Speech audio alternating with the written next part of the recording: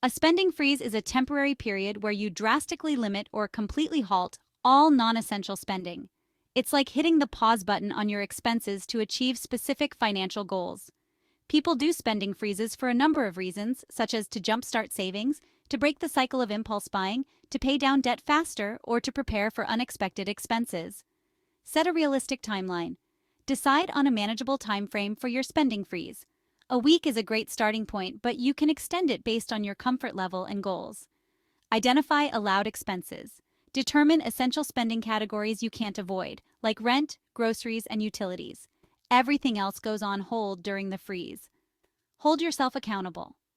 Consider sharing your spending freeze with friends or family for extra accountability. Their support can be a powerful motivator when faced with temptation. Also, don't be afraid to say no to yourself and others during your freeze. Practice politely declining invitations that involve spending, like going out to eat. Reward yourself for sticking to your freeze. Plan a small non-monetary reward for completing the challenge, reinforcing positive reinforcement for future financial goals. Thank you for watching.